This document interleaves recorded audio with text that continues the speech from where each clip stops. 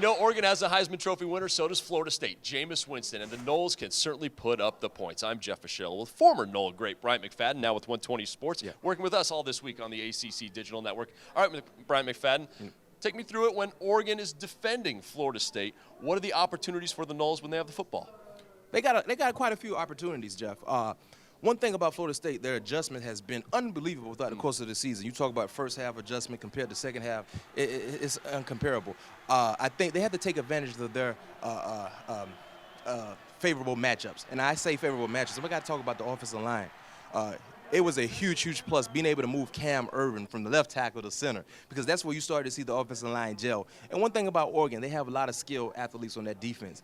But in the trenches, they're a very finesse group. They're not a physical group. And I think if we can set the tone in between the trenches, in between the line of scrimmage, allow Dalvin Cook, Carlos Williams Sr. To get chunk yardage, like how we've been seeing these guys do at the course of the season, that's where the game can go into Florida State's favor. Because when you have a balanced attack, it's more for the defender to worry about now. You know what it takes to be an NFL defensive back. Oregon had one of those guys, Ifo Ekpre-Olumu, but he's out. He's done. He was a guy who could have taken on RASHAD GREENE one-on-one on the outside. This has to change, I would imagine, Oregon's entire philosophy defensively now, trying to stop the Florida State passing game. Yeah, I was excited about seeing this matchup.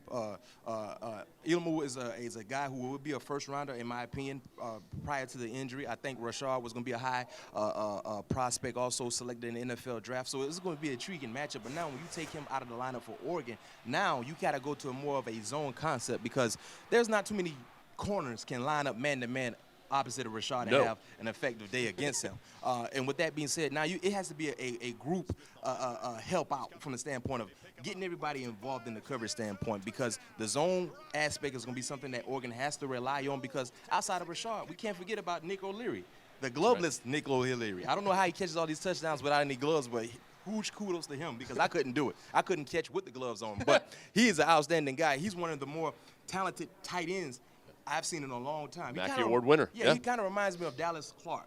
All right, so let's say Jameis Winston, let's say he sees a lot of two-deep coverage. Is this a perfect situation for him then? He love it. Yeah. Jameis at the age of 10, 11 years old, he drew up cover three defense and drew up the weak points of a cover three defense as a young lad. So when he lines up and he sees that, he knows where to go.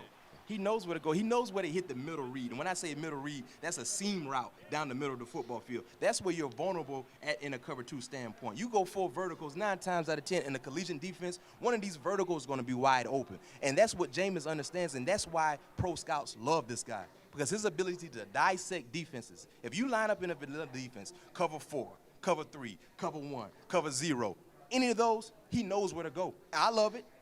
They all love it. You love it too, Jeff. You may not want to say it, but you love it also. But Oregon has to find a way to make Jameis second-guess himself, because if he doesn't, he gets comfortable like how we saw against Georgia Tech. It's unbelievable. Brian, you're right. I'm supposed to be objective, but we all know.